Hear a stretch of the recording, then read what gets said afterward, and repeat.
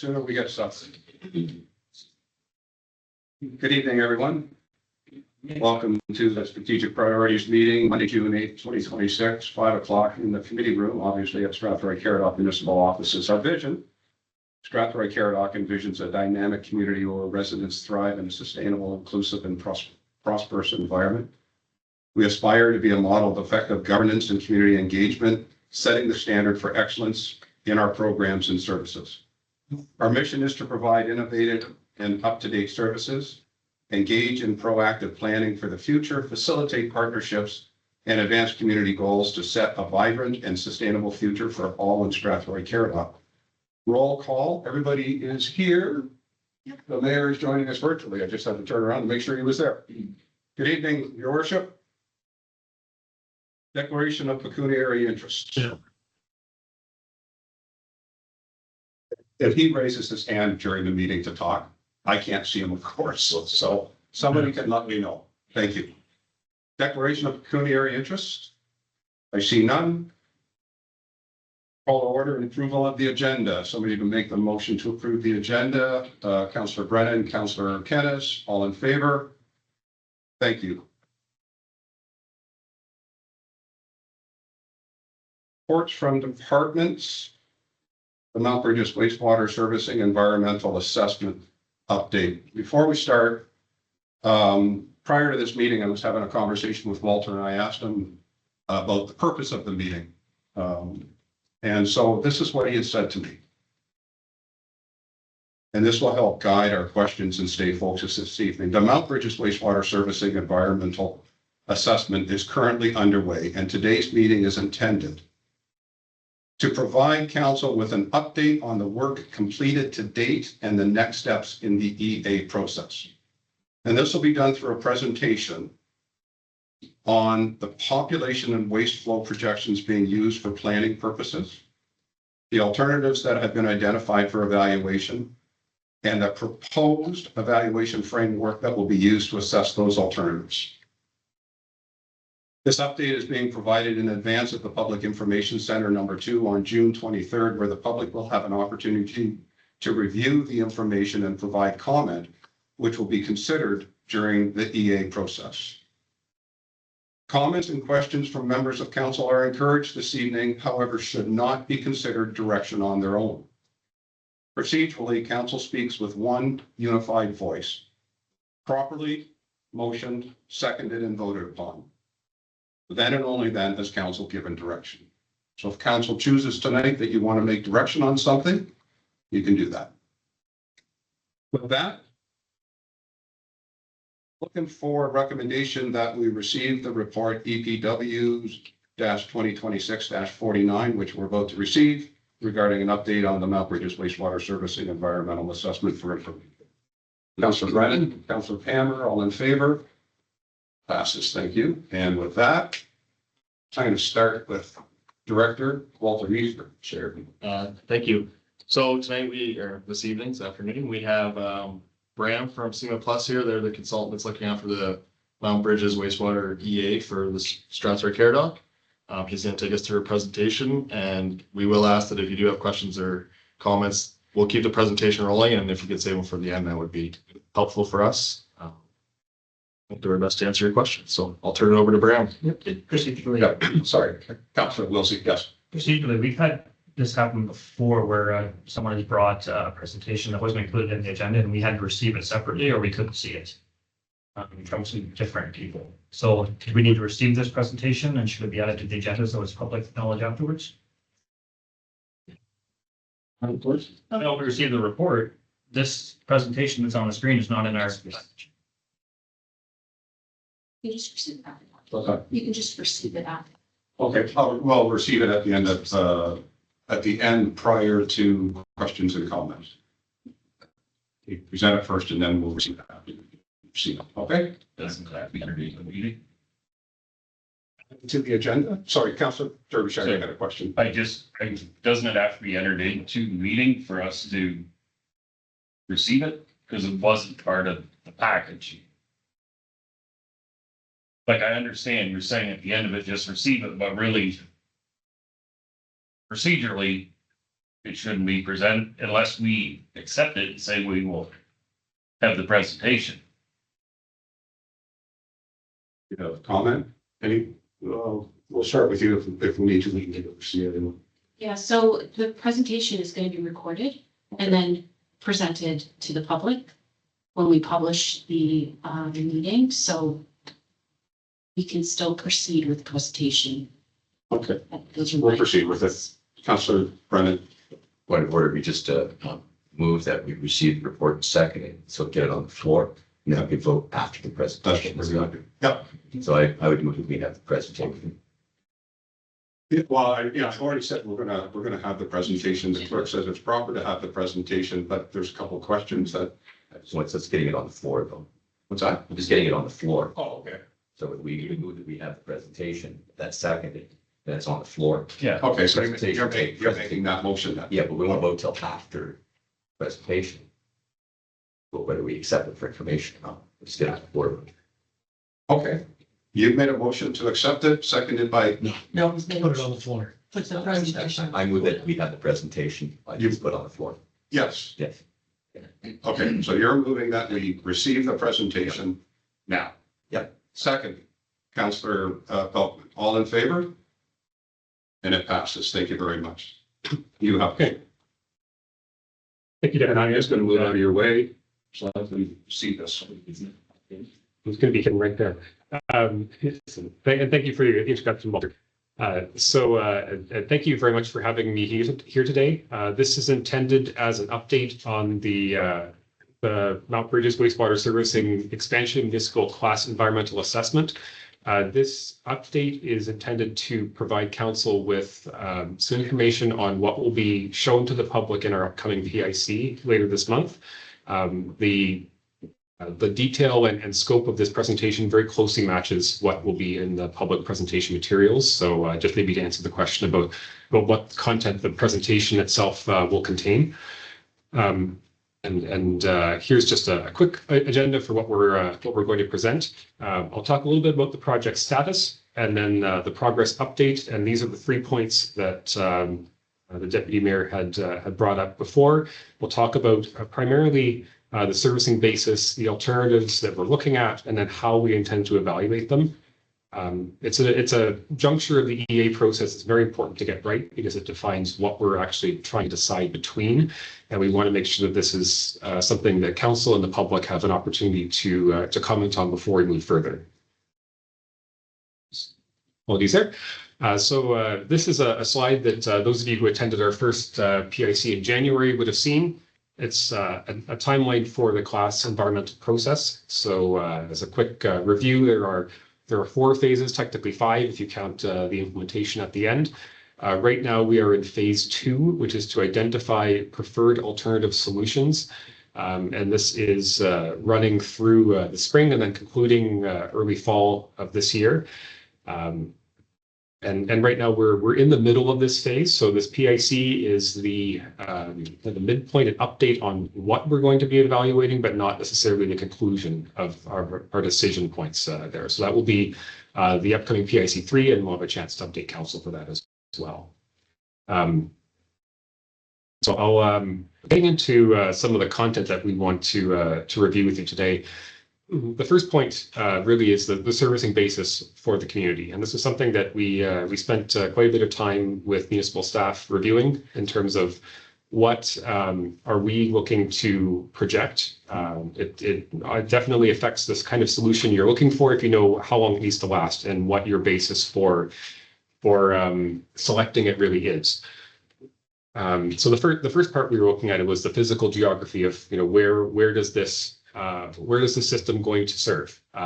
We know that Strathroy-Caradoc as a larger municipality is quite large, it's quite rural. We have within it smaller communities, and Mount Bridges obviously being one. Where are we looking to have this facility treat wastewater from? So this is drawing significantly on the work that WSP has done for Middlesex County in their comprehensive review. Looking at where they envision expansion likely to be for the urban growth area. And that really is where we're looking at potentially having this serve. So you can see in the inset image on the upper right, the solid line is the existing urban boundary extent for Mount Bridges. The dotted line is the area that WSP considered as a possible area for expansion. It doesn't mean they were considering all of those lands as being brought in right away, but more that was kind of the zone of consideration. And within that, they were looking at about 46 hectares of additional urban growth boundary expansion, likely up towards the 402 direction as being where future servicing likely would be. So we're really looking at capturing the existing area, likely through the existing collection system, and fairly sort of a contiguous service area, if you will. So not servicing developments that are separated from the existing urban area. The next piece is obviously to look at population. There are a number of studies, prior studies and work that's projecting in the future that look at the population of Mount Bridges. Just for illustrative purposes, it's not quite as simple as it seems to go and figure out what the population is because the census doesn't actually capture Mount Bridges.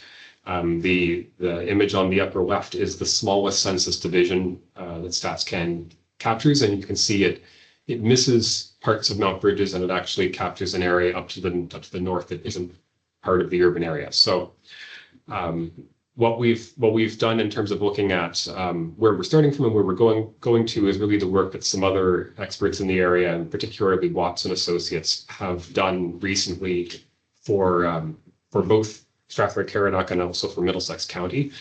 So the reference reports really we were looking at here were the residential land needs assessment, which is the 22 report that Watson had done. They did a growth analysis update in 2025, and this captured the most recent Ministry of Finance projections that the province basically hands down in terms of growth numbers for areas of the province. And then also that report would have looked at divisions within Middlesex County, which is really the furthest down the province went, divisions that would go into Strathroy-Caradoc, and then within Strathroy-Caradoc, there were assumptions about Mount Bridges and Strathroy. And then finally, there's the Vision 2055 framework, which really builds upon all of these. So that's really how we approach this, and also based on direction from Vision 2055, and with staff previously, we've decided 2056 is our design horizon, and this is. It's a long way out, and obviously there's opportunities to do things in stages, but it's significant when you're talking to the province because ultimately we need to provide a number for the final year of our EA. And that is a number that includes flow, it includes where it's going to go, and then look at it from an environmental perspective based on the number you give them. So if we pick a near-term number and it's smaller, that's the number, and further out, it can give you more flexibility, but also you don't want to go too big and potentially the inaccuracies, or maybe the number is so large that it's hard to get approval for. So that was really the compromise. It still leaves a lot of flexibility in terms of how the EA actually plays out over that period. And just to illustrate graphically, what does this population look like? You can see we're assuming a starting population of 3,300 in 2021. That 3,300 is a number that's approximated. Like I said, it's not directly measured in the census at the time, but that's based on Watson's analyses. That's roughly where we were. And then that population increases to about 7,500 by 2046. And that's a number that you would have seen in the master plan, the water and wastewater servicing master plan in 2024. And the regional land use, or the regional land needs assessment carried that number as well. And then if you project that forward, we wind up almost exactly at the 10,000 in 2055. It just so happens that these happen to be consistent with a 3.3%, probably a couple small decimal points after that annual growth percentage. So it's a continuous curve. We're basically just moving 10 years further from that 2046 horizon up to 2056 horizon. And then I think the specific number we're carrying for our technical work is I think 10,200. So that's really how we're getting to where we are. And you'll see when I get to wastewater servicing, obviously there's some nuance there in terms of service versus unserviced population as well that will affect the flow numbers as well. So the next piece really, once you know where you're servicing, how many people are in that place, and that is really how much wastewater are they going to produce. So right now, the wastewater treatment facility services only a portion of the settlement area. It's hard to know exactly that service population. It isn't something that's specifically captured, but we know there's a large number of private septic systems that are within the urban area. I think mandatory connection at the time of the treatment facility was limited to few streets. It wasn't really the whole town, and that had some things to do, I think, with water servicing and really need to drive people onto centralized servicing at that time. But really, we're assuming that by 2056, through a combination of end of life with private septic systems and with the municipality extending servicing, that basically everyone within our capture area will be serviced. And in addition, we look at how much wastewater everybody's going to produce. There are some standards that the municipality has in terms of servicing standards, and I would say industry and best engineering practice rules of thumb for how to estimate this. And that's really what we've done here. So applied a per capita generation rate, applied allowances for zoned uses within the community, so commercial, industrial, recreational, and then there's inflow infiltration, which is a peak flow. It was on an area basis. And for that, we accounted for the additional hectares that were being carried by WSP in their report. So this table here is where we're going in terms of our future flow rates. You could see the actual for 2021 of 280 and the actual for 2025 of 395 are far smaller. And I would caution that reflects the actuality of the service population right now, which I think is functionally maybe a third, and it's really a guess of what the total residential population would be in that capture area right now. So a large part of that jump you see to 2046 is bringing everybody in, and then in addition, we do have a fairly substantial population growth over the period. So this 2056 number, this 3,155 cubic meters per day, that is our ultimate average day design capacity. So that's the rated capacity that's on the permit that the plant would need to have at that final time. That's also the number that when we're having discussions with the ministry about wastewater release and discharge into the outfall, that's what they're hearing as well. And then we have an estimated maximum day flow, and these are sort of operational numbers that take into account day-to-day variations. So here is an illustrated number that's 2.8 times average, which is about right for what a treatment plant would typically see. So these are all expected to remain throughout the project, but really we're building a technical solution around this once we decide some of the questions that the stage 2 of the EA is meant to identify. So the next portion of the presentation I want to get into here is what the alternative solutions will be that we intend to present to the public and also formally evaluate as part of this stage of the EA. I've broken them down into 4 main alternatives, and there is a little bit of nuance to a couple of them, and I'll get to that as we bring them up, but that's really how we intend to present these. This is what the public will see, and then when we get to this phase 2 evaluation, this is the level of evaluation that we're getting to. So it's as you can see from the list here, it's a broad strokes definition in terms of where is treatment going to happen for melt bridges, the how of treatment, so the technology A versus technology B, that will be a phase 3 EA question once we've established the question in front of us right now for phase 2. So let's take the next 2 slides just to go through what these mean so you can understand what we're talking about if maybe you hear questions about the different alternatives. So alternative 1, at its simplest form, is expand the existing melt bridges treatment facility to meet future needs. Essentially, we would reuse the existing site. We would reuse the existing outfall. We would have connections to the melt bridges collection system. As required, there would be upgrades to pumping to bring wastewater into the site. Obviously, there's substantial changes to what's required between now and 2056 to the treatment process, equipment, buildings that are necessary to achieve treatment, but this would be overall what we're doing. So we're not looking outside the facility in terms of property required or location that we would send treated wastewater to, which is the unnamed tributary of the Thames, which is running through the site right now.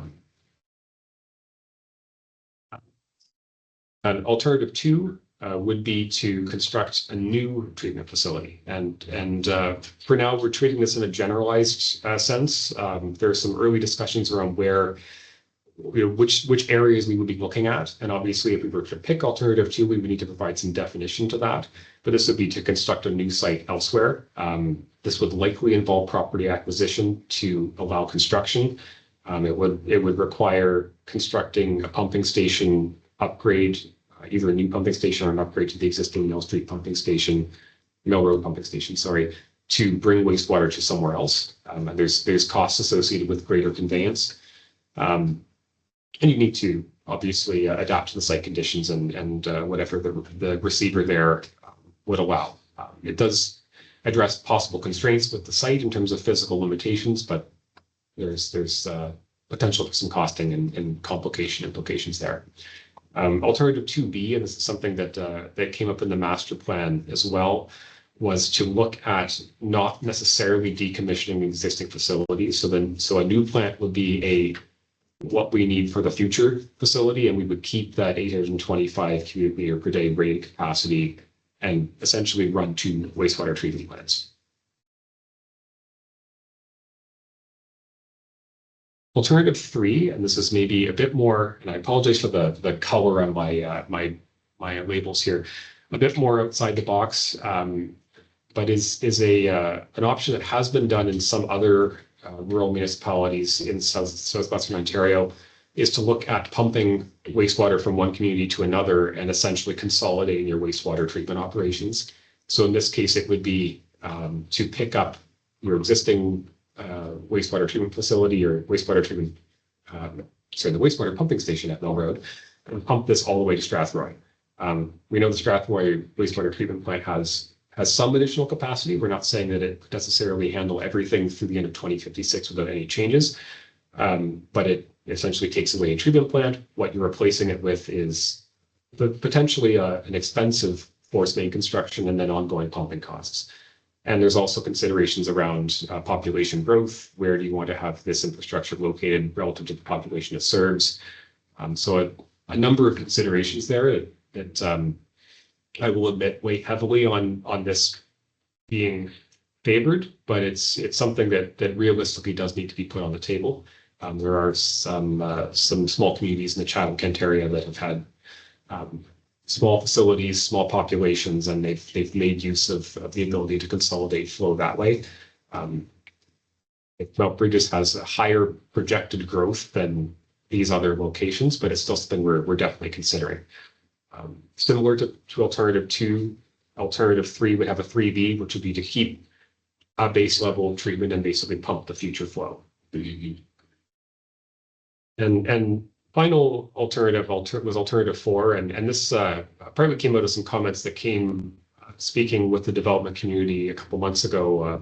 We had a meeting in this room, was looking at expansion, at least interim expansion of the existing treatment facility on site, and then a future construction, but at a later time.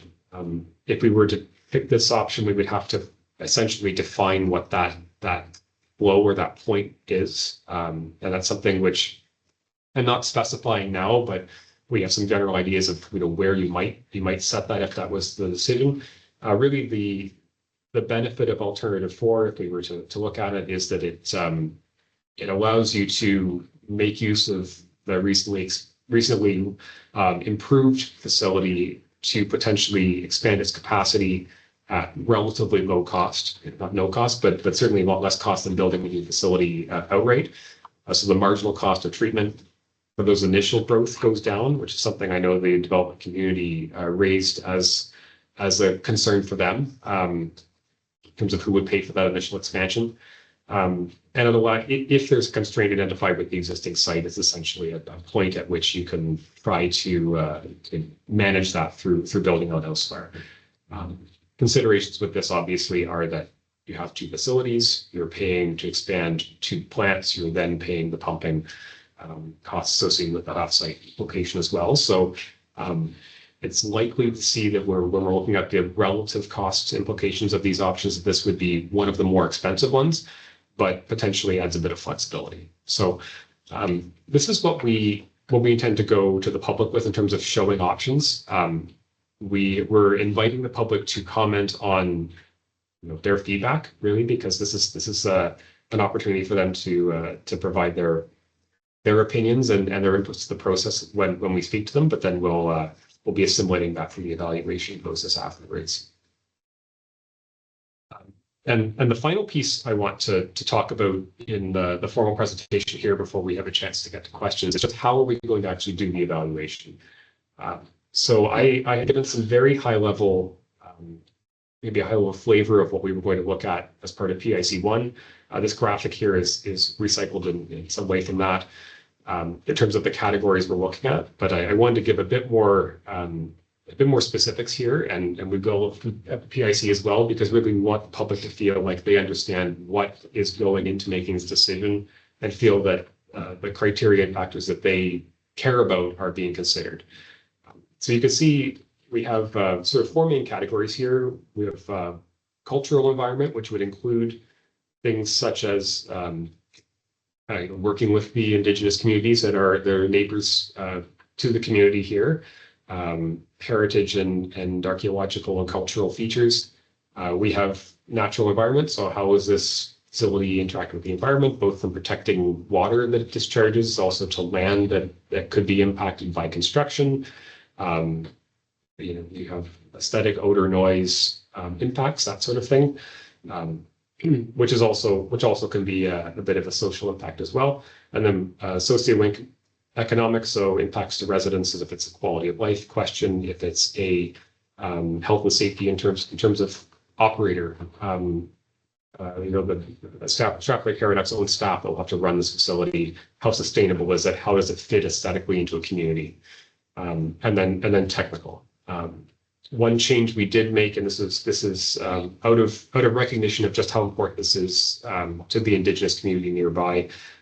We aren't showing technical and cost as separate pieces, because really they do go hand in hand. The best technical solution should be a cost-effective solution, and it's a technical consideration. So we're not trying to give the appearance that we have half of the project as kind of cost technical, and then we're squeezing that those other categories, which really are what I think residents and the outside groups that are looking at us are quite concerned with, into only half of that evaluation. So that's a change that you would have seen if you looked at our first POC. Here's an example, and I realize the font is small, and I've done my best to simplify. This is kind of how the table will look when our evaluation at this stage is done. So essentially, we have our four options really become six when you add the 2B and 3B, and then our categories, and then an overall conclusion. This will be a holistic evaluation, so it isn't a point scored evaluation. We want to look at what's most important and then make an overall assessment of suitability and which option is preferred. Within this second column from the left, the sub-criteria, there's a number of different considerations. It just is very hard to fit them all in to see on a PowerPoint slide. And I'll go over that on our next couple slides here as well, just in terms of how this will look and what we're considering. So what are these criteria? So when we talk about environmental, primarily this is aquatic and terrestrial, so plants, animals, birds in the vicinity that are on land, and then are we discharging water, which is going to impact not only this receiver, but also the Thames River. Thames River is something that our local conservation authorities are very, very attuned to. Downstream Indigenous groups are very attuned to. We've already had some direct consultation with them, and so far they've been pleased with being kept appraised of the process. But it's something that they definitely want to see continuing to stay top of mind. For cultural environment, I mentioned we have archaeological. So is there archaeological potential where we're going to construct?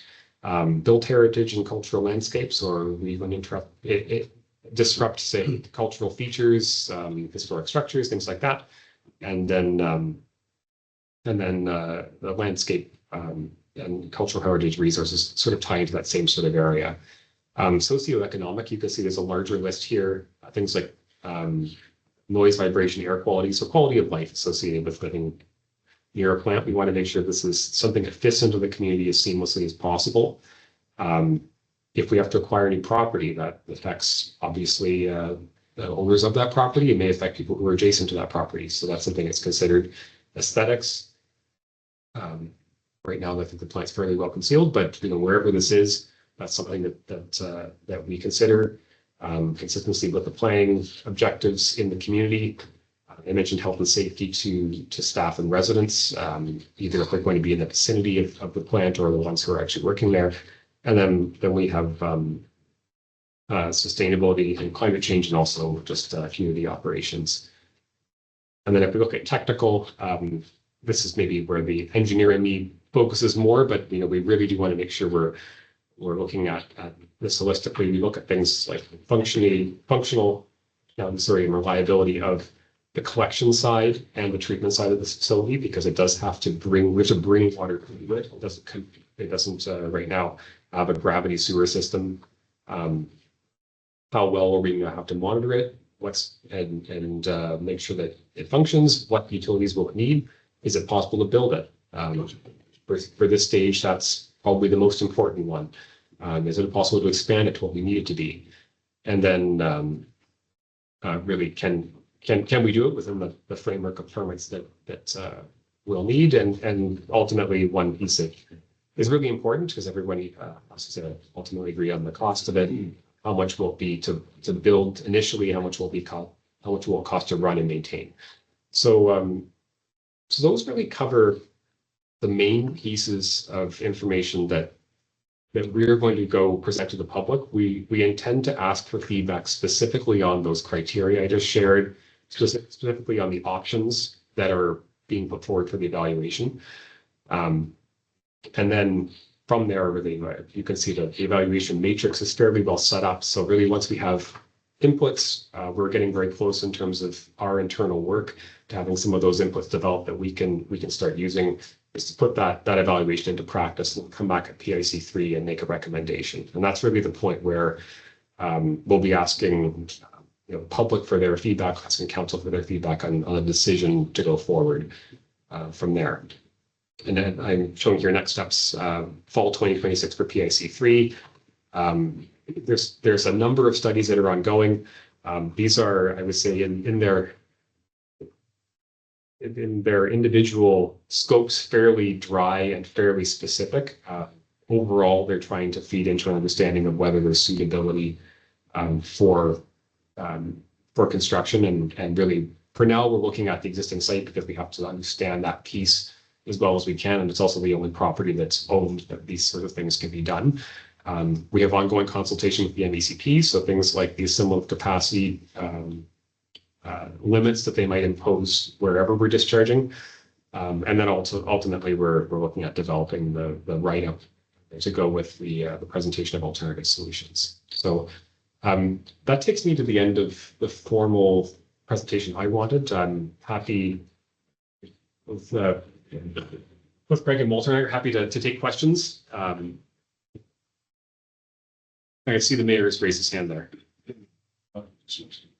Yeah, no, sorry, Chair, through you. And before I begin, I got to give props to the IT department. The sound is amazing through this. So thank you for that. Thank you for the presentation. And my main question is beyond the methodology regarding the costing. I think this will be, if not the most important or costly decision that future council is going to make. So I'm focusing on the cost and the methodology around the costing. So I just want to, if you could explain to me more, Bram, about the team and how in depth do you get? I know you can only go so far, but do you look at things like future capital avoidance? Do you look at, future labor costs and consolidation? I would say yes, we will. Certainly as part of the scope of our project, we will. All of it starts basically at its highest level, and we drill down a little bit as we move forwards. in an EA process, you're never at a construction cost. And I would say that even the final spot we land at here would be further refined by whichever consultant is going to actually design the upgrades that are going to be built for implementation. Really, when we talk about costs in the context of our evaluation here, we will try to give an absolute number, but I would say it's best viewed as a relative, sort of a relative cost for comparative purposes.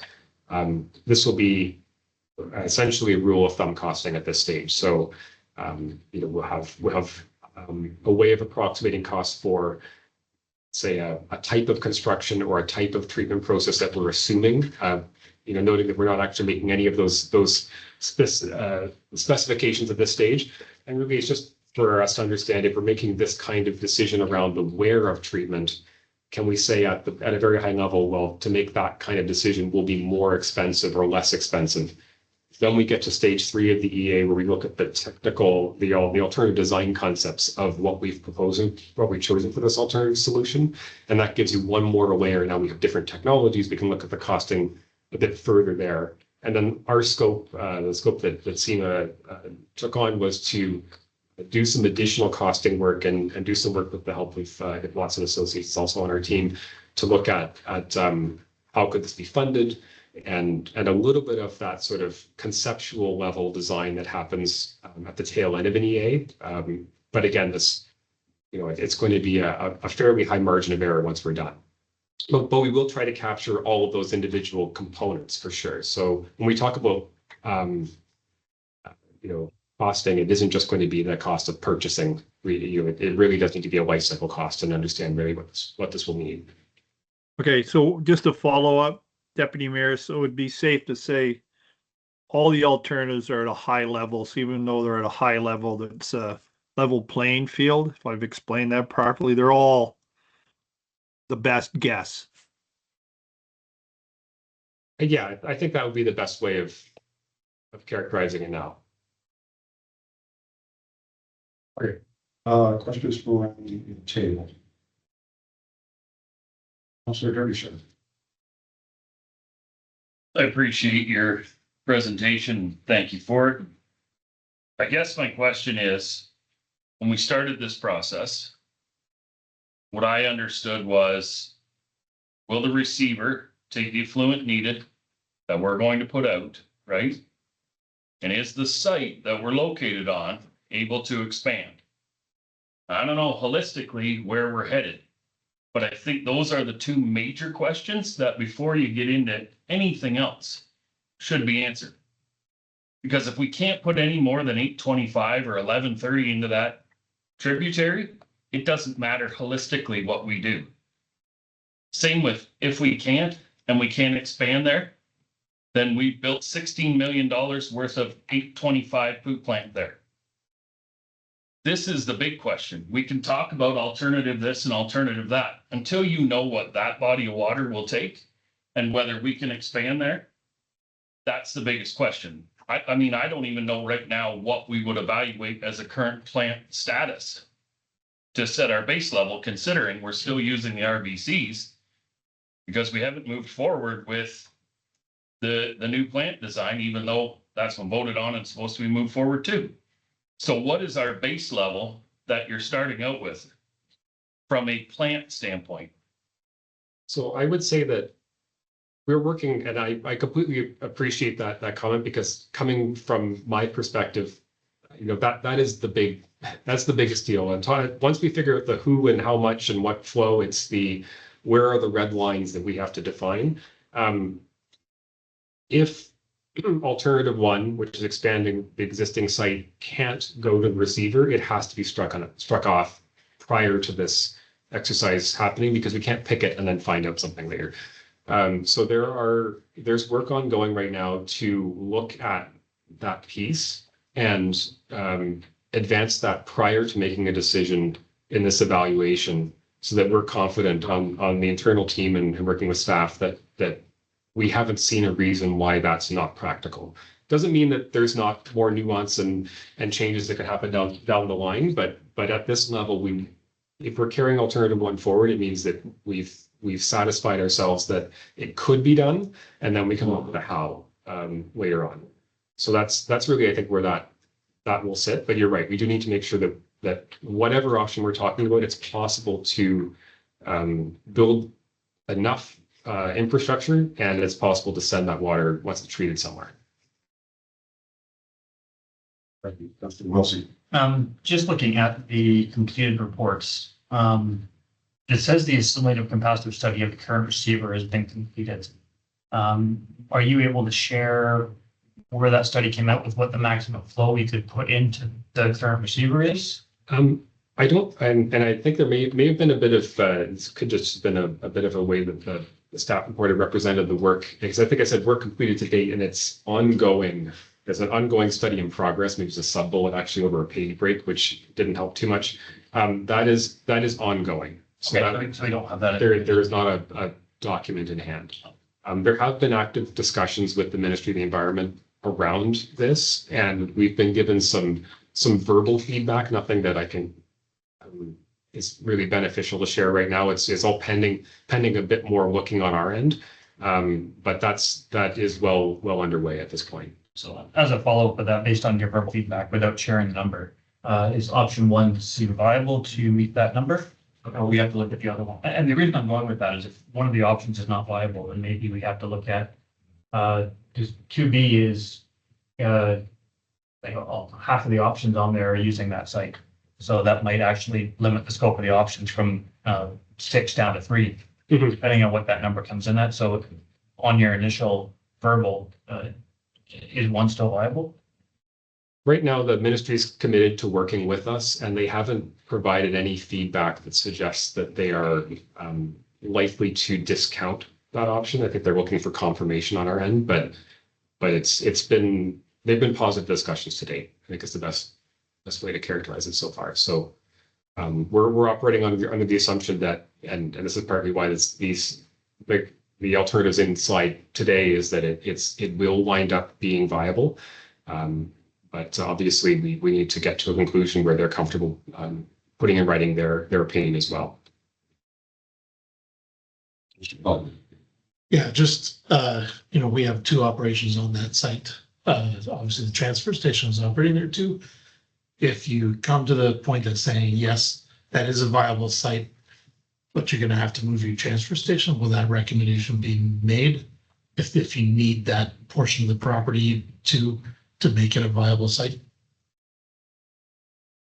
I think Walter and Greg can comment as well. It certainly, as you know how large the site is, we would be looking in assessing alternative one at all available area and possibly relocating the transfer site, something that I think is definitely on the table. And I understand there are 2 facilities in the community, so it's something that I think is more likely to be required. Now, when that is, obviously the population growth curve and the capacity requirements will dictate that. That could be some years away, but if we're looking at an ultimate build out, when we look at what can fit, we're taking into account areas which I think are presently allocated to vehicle access to the transfer station. So I have a question for you. On the evaluation matrix that you were showing us and the 4 components, I guess I'm thinking about the chart in my head. Who actually completes that? So typically it is the consultant that does the evaluation. Now we're working obviously to assist the municipality here and present to council, and present to the public. So this, the outcomes of our evaluation are meant to be transparent. They're meant to be hopefully self-evident based on the questions we're asking and the options we're putting in front of them. But ultimately it will be SEMA that's filling it in. Where the public input really comes in is what questions are we asking now, so that we're framing what these options need to do and what good means or favorability means for us at this stage. And obviously we'll be looking to get input at the upcoming PIC on that, so that we make sure that we're properly capturing that. So, and I'll follow up with my own question. Council's role Is it merely to receive a recommendation at the end of the process? Or, and I mean, most of it would be completed by a consultant because it's outside of our scope. We totally get it. It's very technical. But there's parts on there that are like socioeconomic, which is kind of where council would plug itself into if it was to plug itself in. So are we just merely a receiver of a recommendation at the end of the process, or are we involved when that matrix is there in putting in that socioeconomic community viewpoint? I think it's something that we'll talk with staff in terms of how best to capture this. I've done several of these projects, and this is actually one of the more interesting and complicated ones, just in terms of the breadth of choice that we have in front of us. Often it gets to the very conclusion where we're at the end of that environmental study report at the very end, and it's just a motion to receive. Here, I know we have a very major selection point midstream at the end of this phase 2. And I expect I'll be back presenting to this group with a motion to essentially accept and move forward with what we're recommending. In terms of the mechanism for council input, I think that's something that I'll have to talk to Greg and take back, because I don't know what the best way is. I would say the upcoming PIC is open to all members of the community, and certainly any councillors who are there in their other capacity can, or even as elected officials, you're more than welcome to submit input, and anybody is welcome to submit online input at any point as well. So, but just on that point, when I'm saying council, I'm talking about council making a statement, which requires all of us at the table, because when we make a statement, that's by way of a motion, right? So that's what I guess that's where I'm wondering. And I believe it. I'm not, I guess, based upon what you said, I'm not trying to commit you to an answer at this point in time, but I think for council to make a statement at some point in time, really thinking about that socioeconomic pod, it would require council to be together, making a decision, and then applying that. But really applying that back up to you as, but we'd like to see follow. So I'll leave it there, but thank you very much. Anybody that hasn't spoken yet? No? Councillor Derbyshire. Thank you. Through you. If we don't have access to the Thames River, what does that do for a bunch of these options? Because right now that possibly could be up for debate. So as we move to that point, how much money do we spend on that? Proving this, and this without that answer. I'd say that all the work we're doing on the simulative capacity right now, the first place obviously to look at is to examine the existing site to say, what if we had more flow? And the existing site has what's known as a dry ditch receiver, which basically means that at some point during the year it's dry. It doesn't mean it's not flowing, 350 days a year. It just means that it dries out at some point and the plant becomes the old water. We have a number of receivers that are similar to that around, and the ministry is trying to advise on that. We're looking to get some guidance on whether they would accept basically the final flow that we have within the scope of this EA. And that's really as far out as we can allow ourselves to look, and to see whether that's acceptable. So that's really what they're advising on. So it's not 5, 10, it's 30 years out from now. That's the big number we're giving them. We're considering that first. So if and that would be no direct Thames River access. It would essentially be to discharge into the small receiver, which then ultimately does go to the Thames. I don't think that really would change a lot of the evaluation here. It might perhaps feed a little bit into the motivations for alternative 2 and alternative 4, which is to build elsewhere. We're going to build elsewhere and have a similar type of small receiver and potential considerations, if there are any, with that size with the ministry. That's something that would factor into things. So somewhat similar question to Deputy Mayor. At the end of this process, we've now selected a site and council's made a motion to approve that moving forward. The Ministry of the Environment will have approved REA, correct? And so any future expansion then would really only be on design of equipment as opposed to location and anything moving forward. That's right. So I guess maybe what the EA gets you in terms, I mean, obviously it's a very important consultation tool and that everybody's brought along and understands what you're doing. But the ministry, they know how much wastewater you're generating, where it's going to go, how good the quality needs to be for where it's going to go. And that shouldn't really be something that's causing a great deal of concern when you go and put your permit application in to actually construct something. There's still a permit to do a construction project where you give them the fine level like detail and the engineering drawings for the equipment you're going to build, but that broad stroke approval for it's okay to build something here and discharge there, that's really what the EA is meant to do.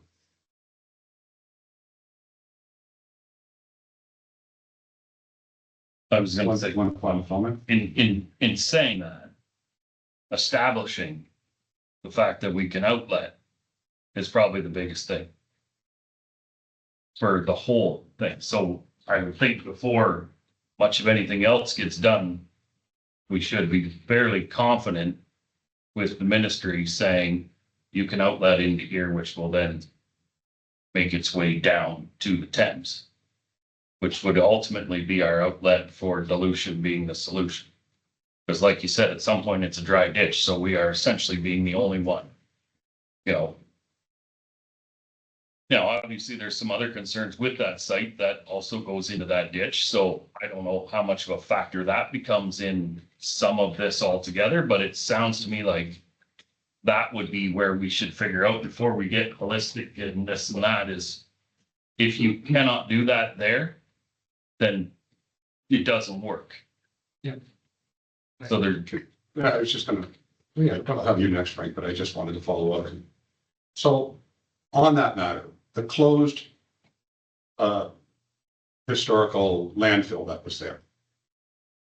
Does if there was leachate, and I don't know that there is, but if there was leachate moving from that site into that same potential draining ditch at some point in time, does that get analyzed and become part of the EA? Could that is that looked at or is that even on the table with? It's something I might take back to our technical team, but the primary purpose of our discussion is end of pipe. So our release point. So there's an outfall, which is just wastewater into a receiver.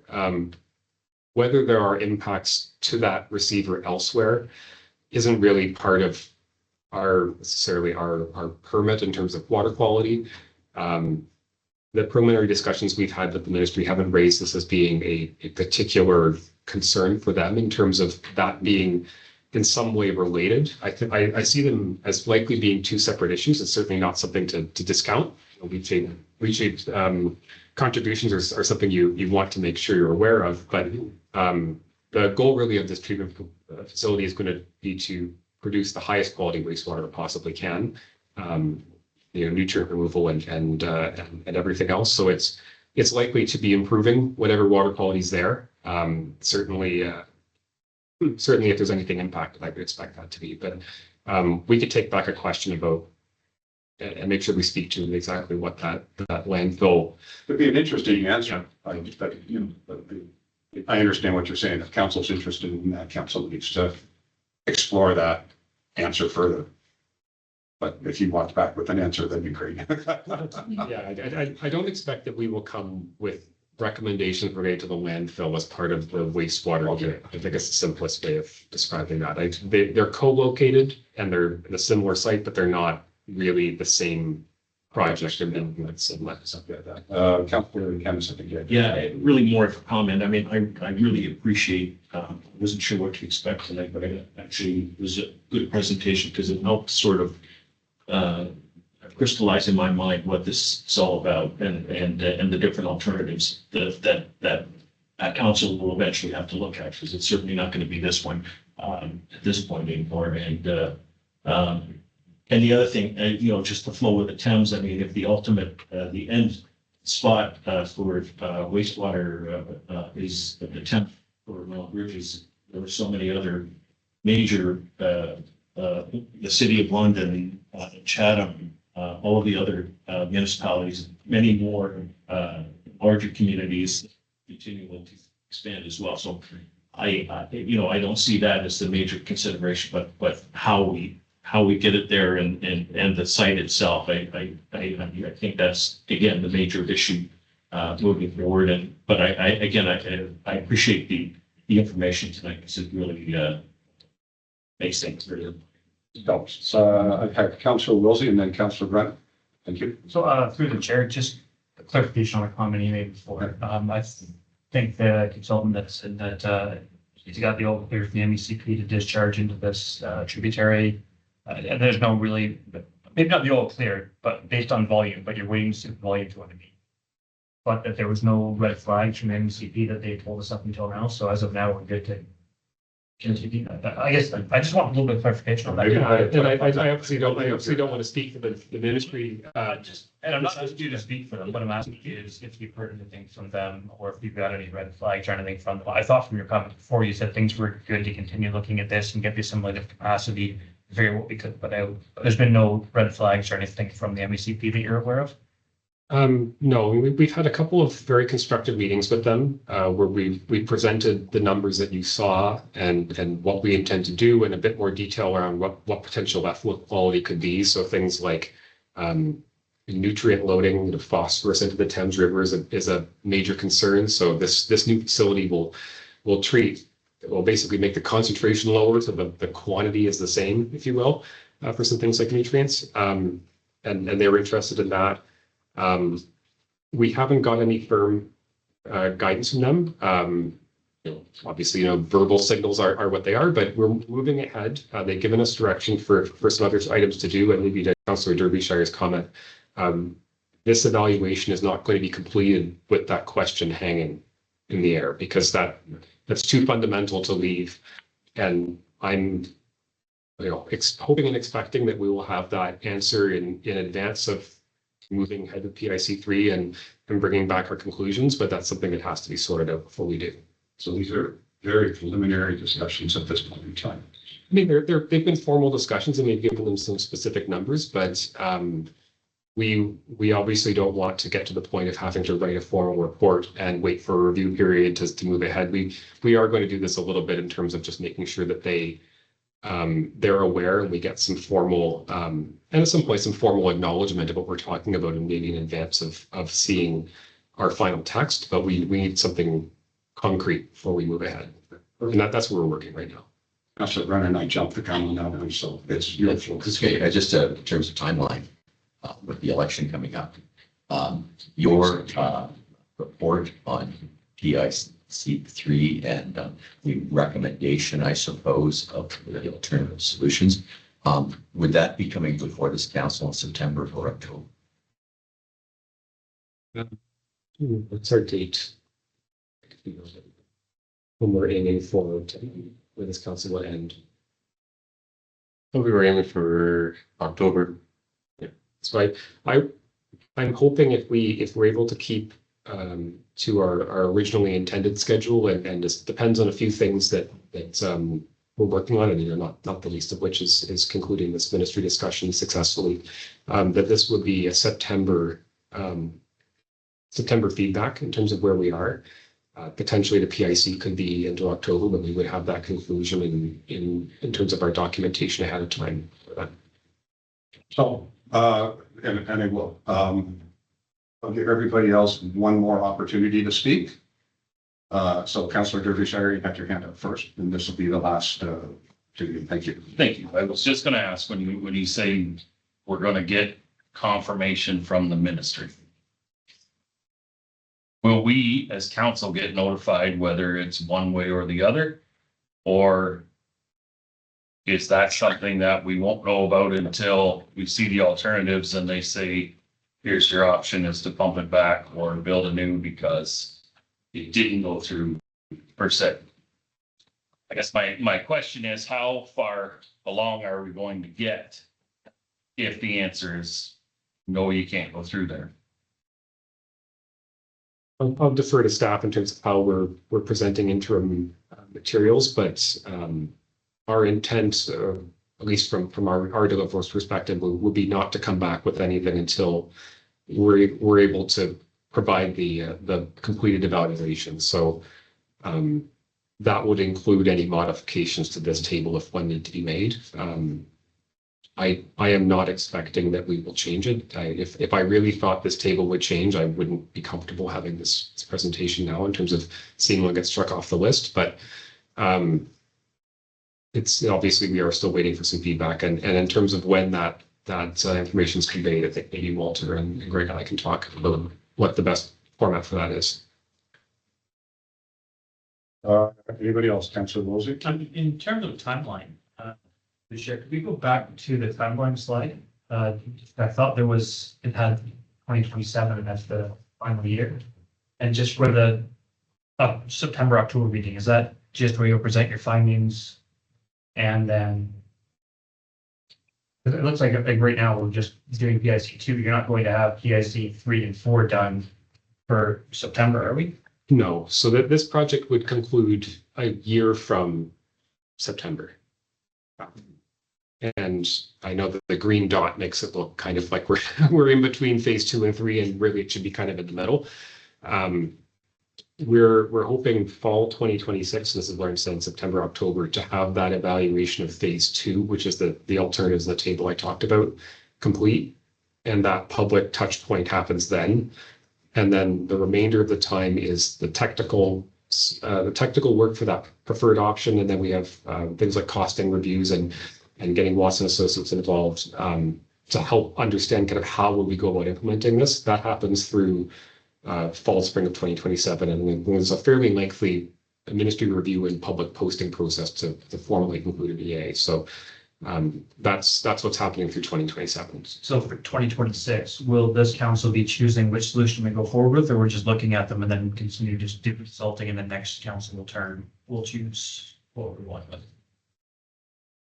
I guess maybe the simplest answer is the EA will conclude during next council, and I'm hoping that the evaluation table that we shared today will be, there'll be a recommendation associated with that will go to the public prior to the end of this council.